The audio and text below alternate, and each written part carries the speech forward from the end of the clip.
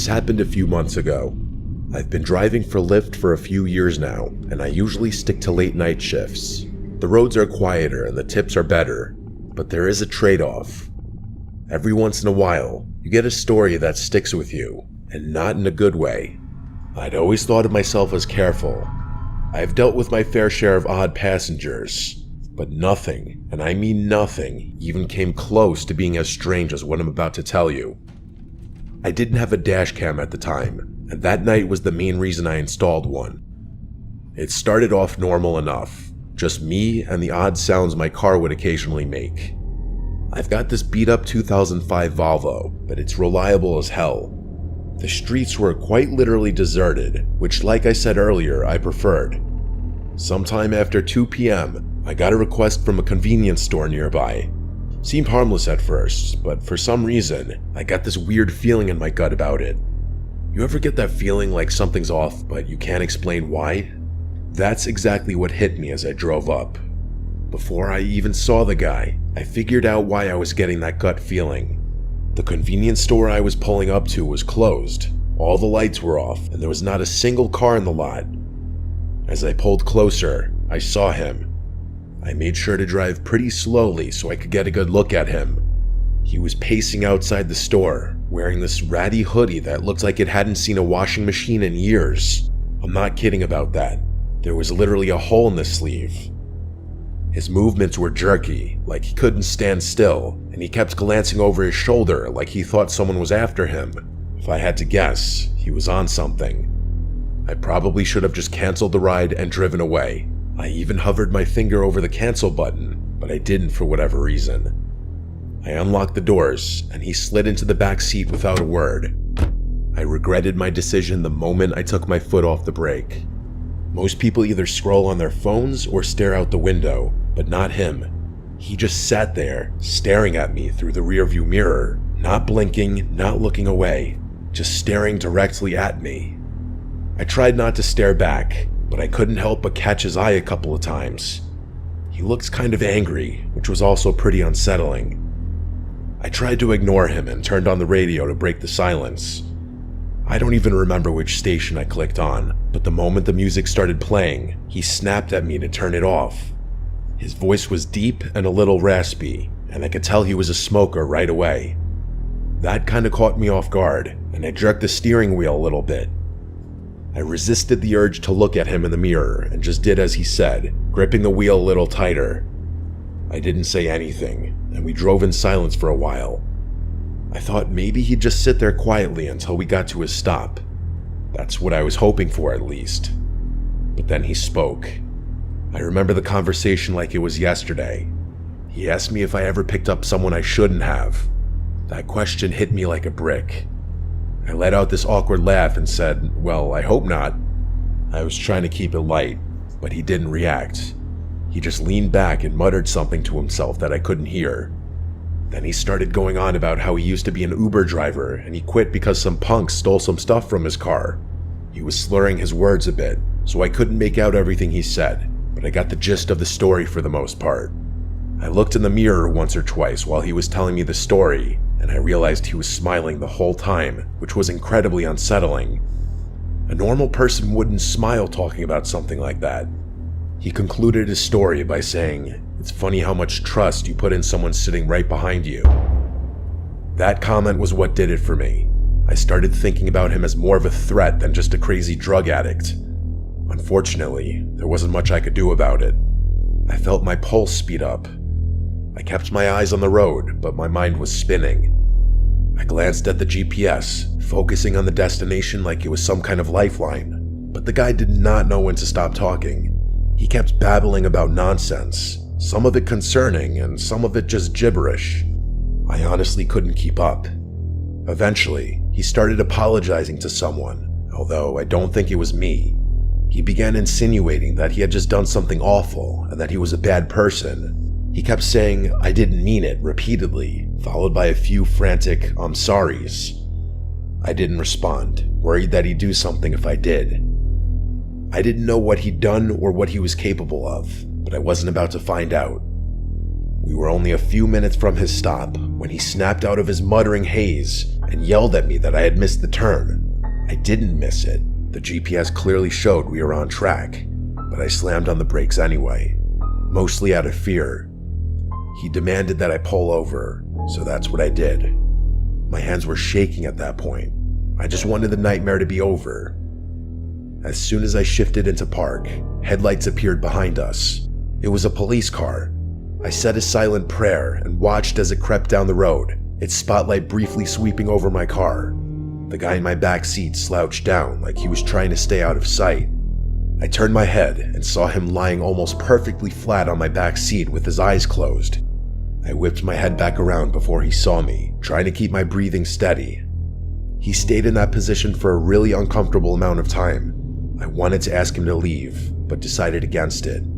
Eventually, he lifted his head and told me I had gotten lucky. Before I had a chance to do anything, he opened my car door and disappeared.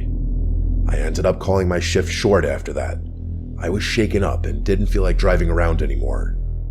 It wasn't until a few weeks later that I came across something on my phone that proved how dangerous of a situation I had been in. According to a news article, a convenience store had been robbed on the night I picked up that passenger. It was 2 blocks from where I had picked that guy up. It makes me sick knowing I was inches away from a dangerous criminal who could have harmed me if he had chosen to. I'm a little scared to contact the police about this. I try to avoid law enforcement for various personal reasons I won't get into. I'm not really sure if my report would even help. Either way, I'm much more cautious about who I let in my car.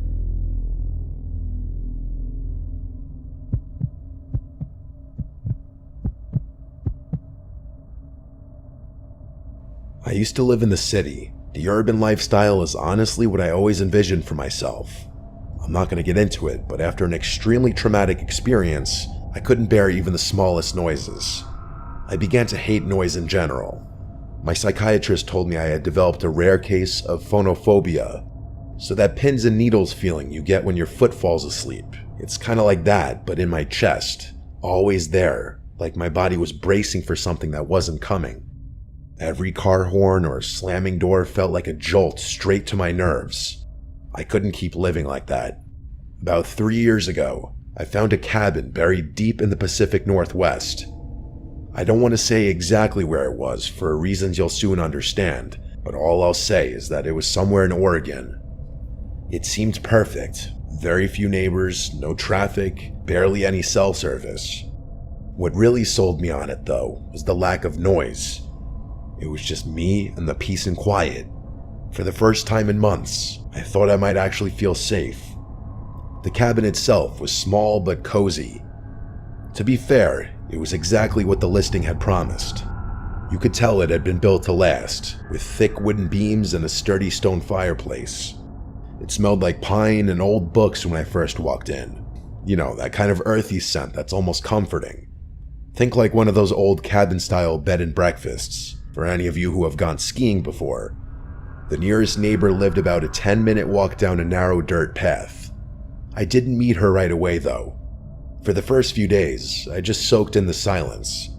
I'd wake up to the sound of birds instead of sirens, and at night, the only thing I heard was the wind brushing through the trees.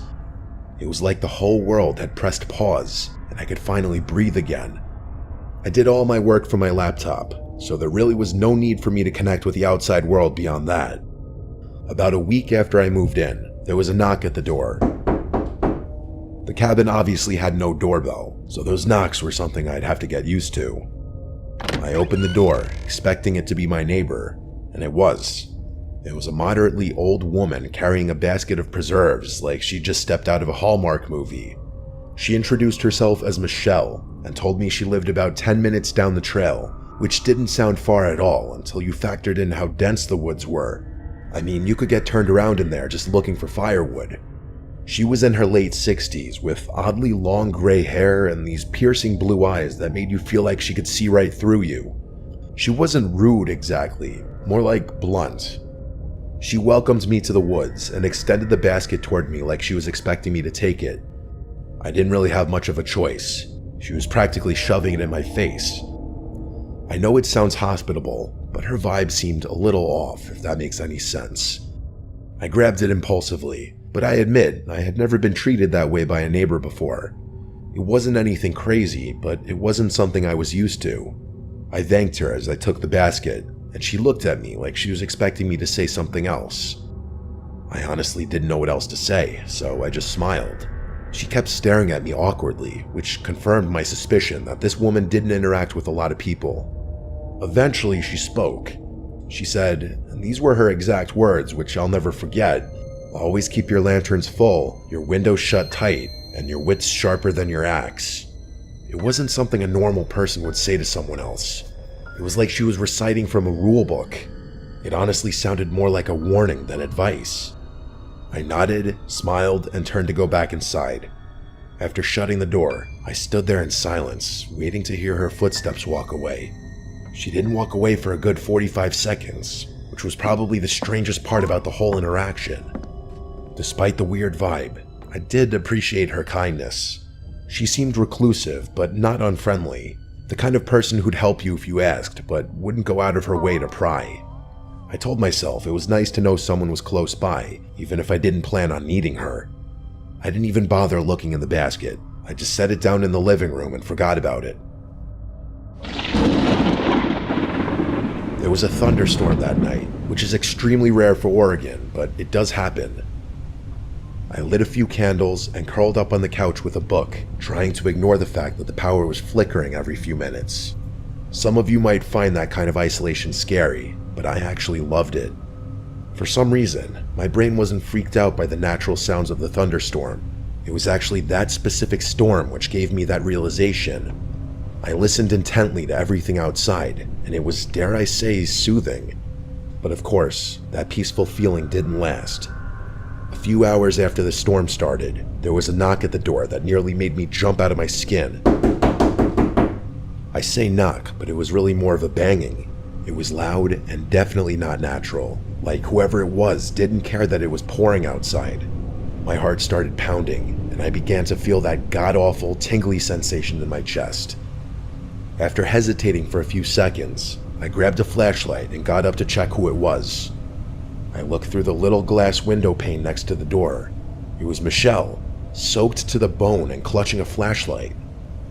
I opened the door, and she spoke before I even had a chance to greet her.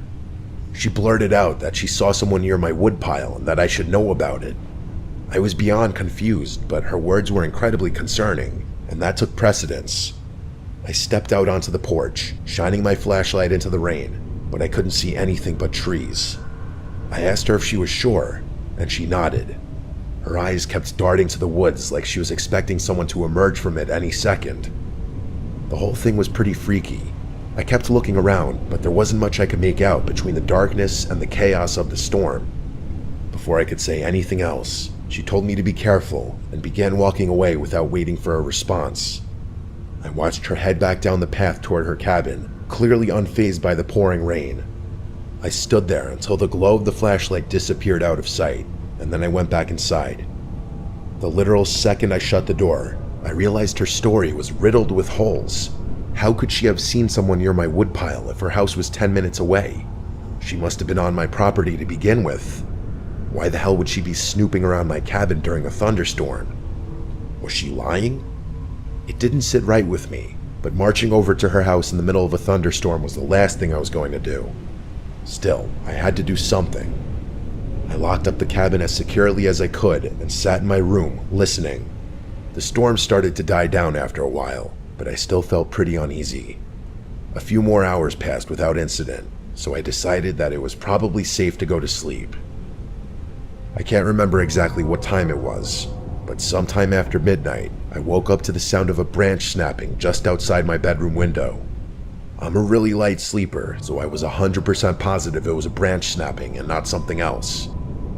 I froze in place for a few tense seconds, listening. Eventually, I crept to the window, half hoping I wouldn't see anything. At first, I didn't, but then I spotted her. Michelle. She was standing at the edge of the woods, her body angled away from my house. I could tell it was her because her hair was so long and disheveled. I strained to make out more, but being as there was only moonlight to help me see, it was no use. I saw her beginning to turn around, so I ducked beneath the window before she could catch me looking at her. I stayed crouched there for what felt like forever.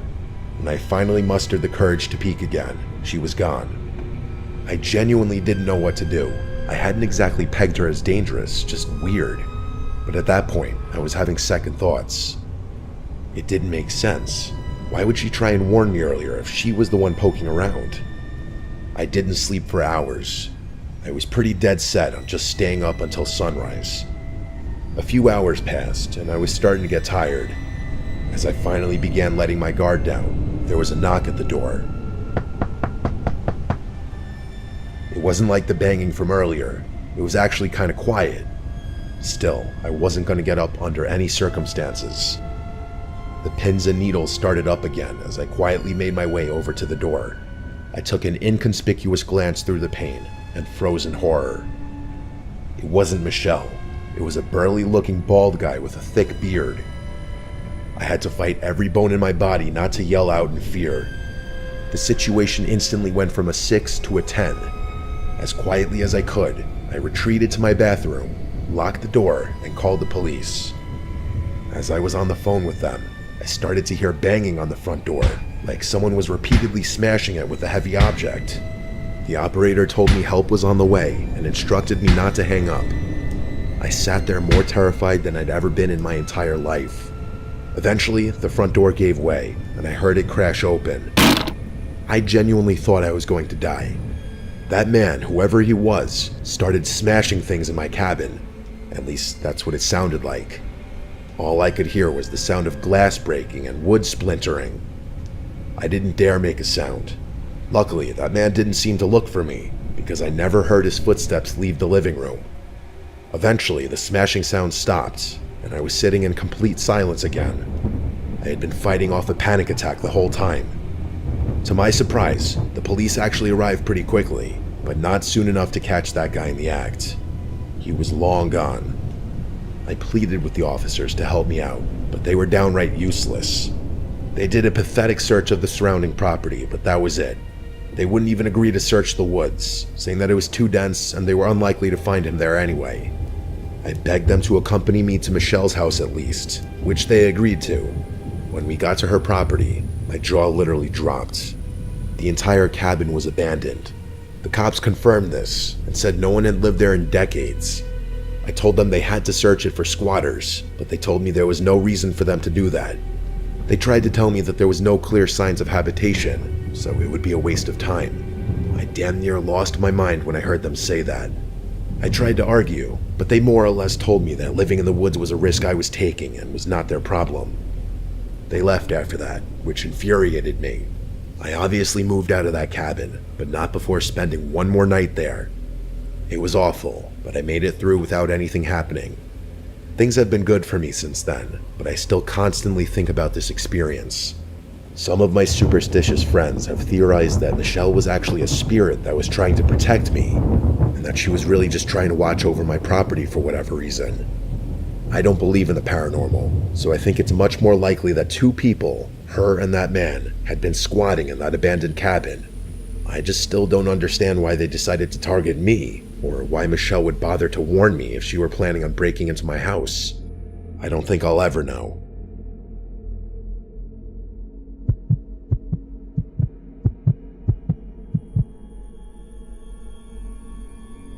My name is Luke. My girlfriend Catherine and I met 3 years ago as freshmen in college. We go to Stanford, which has been my dream school since I was like 8. Neither of us are from California. Pretty far from it, actually. We're both from Ohio, her from Cincinnati, and me just outside Columbus. I think that's a big reason we were so attracted to each other. I think people from similar areas are naturally drawn to each other for whatever reason. Stanford's not a huge school, but most of the student body is originally from California, so us being from the Midwest definitely differentiates us. One of the traditions we've created is how we split Christmas between our families. Catherine's popular amongst my relatives, so her presence is always appreciated and welcomed, damn near expected at this point.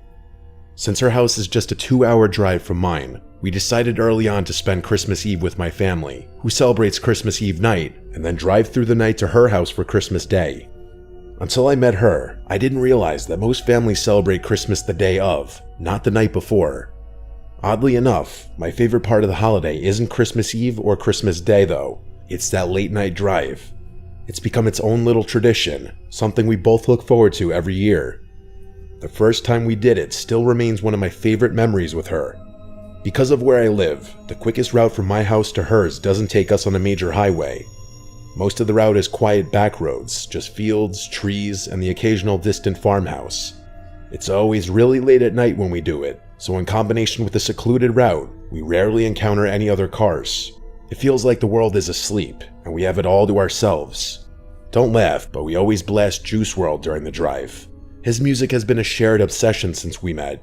I know his music is a little cringy, but something about singing the lyrics together is really special. It's like we're in sync. This past Christmas Eve started like any other. After a wholesome night with my entire extended family, we packed up my car around midnight and hit the road. The snow was falling lightly, and the roads were deserted as expected. With the music and heat cranked up, everything felt perfect. That all changed in an instant though. What I'm about to describe to you is still one of the most unsettling things I've ever experienced. Probably the most unsettling thing. I was driving along when the music was interrupted by my phone ringing. I glanced down, a little irritated that I'd be getting a call this late. It was an unknown number. I ignored it without thinking. Probably a scam call. Those things are constant these days. Catherine made a joke about how committed those call center guys must be making calls on Christmas. I laughed in agreement, and that was that. But then, a few minutes later, my phone rang a second time. I again looked down and saw that it was another unknown number, probably the same one as before. I sighed, irritated, but let it go to voicemail. Catherine glanced at me and raised her eyebrow, but didn't say anything. I tilted my phone towards her to show her that it was an unknown number, and she said, "That's so weird," with a confused look. I didn't respond. Instead, just shrugged my shoulders. The music eventually resumed, and I tried to take my mind off the phone calls. But of course, not 2 minutes later, my phone rang again. I was pissed at that point, cursing under my breath as I fumbled wildly for my phone. I snatched it from the console and swiped aggressively across the screen, ready to tell whoever it was to screw off for spamming my phone. I could tell I startled Catherine, as her body tensed up with my sudden movements. In hindsight, I probably overreacted, but I was sick of being harassed. I basically barked hello into the phone with as sharp a tone as I could muster. I expected the scam script to begin, but I was instead met with silence. I turned up the volume in my car and immediately picked up on a faint static coming from the other side of the line. I was about to hang up when a man's voice spoke. The voice didn't belong to anyone I knew. "Hello, Luke." I was so caught off guard I nearly swerved off the road. I couldn't speak. I felt my whole body starting to itch, which always happens to me when I'm nervous. Before I could respond, the man continued. He started reciting personal information, my full name, my address, details about my life that no stranger should know, details that no stranger could know. My mind was racing, trying to make sense of it. I wanted to pull over on the side of the road, but I kept driving like I was in some kind of trance. I considered shouting at him, but decided that anger wasn't the best resource in a situation like this. After he paused for a few tense moments, I finally spoke. I asked him what he wanted in a steady voice, trying to hide the fear I was feeling. The voice paused before delivering the words that made my blood run cold. He said that he wasn't here for me, that he was here for Catherine. Hearing my girlfriend's name was about 100 times more terrifying than hearing my own, and the horrified expression on her face told me that she was just as shocked as I was. I blurted out that I didn't know a Catherine, that he must have the wrong number. The man chuckled before saying, "She's sitting right next to you." That was too much for me. I pulled over on the side of the road.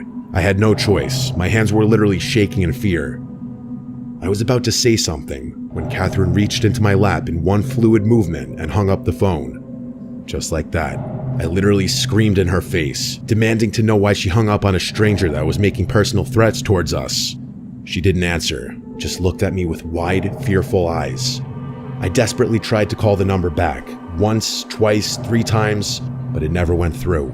Catherine told me to keep driving, which I ultimately did, but not before questioning her. She told me she was scared and that I couldn't blame her for hanging up, which I guess was fair. I drove off in silence, but I still couldn't understand why she'd hang up the phone. I don't know whether I was more furious or afraid. Part of me was expecting that number to call back, but after about 10 minutes, I felt like it was increasingly unlikely. At one point, I looked over at Catherine and saw tears in her eyes. She told me she didn't feel safe, which I empathized with. Something in the pit of my stomach gnawed at me, though. Catherine and I had been through enough in our relationship to know that trust didn't always come easily. There had been little things, white lies, half-truths, moments where I caught her being less than honest. I knew I was being paranoid, though. How could she possibly have done anything to do with this? The rest of the drive was silent. I didn't play the music again, and neither of us spoke. My mind was still spinning with a million unanswered questions. Who the hell was that guy? How did he know so much about me? Only my family knew where we were driving that night, and they'd never pull a stunt like this. I was 100% sure of it. I couldn't think of another explanation, though. Even when we finally pulled into Catherine's driveway, I didn't feel much better. It's been almost a month since this happened, and I have yet to get my answers. Neither of our family members were responsible. We asked all of them. Catherine swears she's just as clueless as I am, which leads me to believe the person on the other end of the phone call had sinister intentions. You might think I'm overreacting to a harmless prank, but I'm telling you, other than our family members, there are no people on earth who knew Catherine and I would be driving that night. I've been really tense ever since. I can't help but brace myself every time my phone rings. I know he's going to call me again eventually. It's just a matter of time.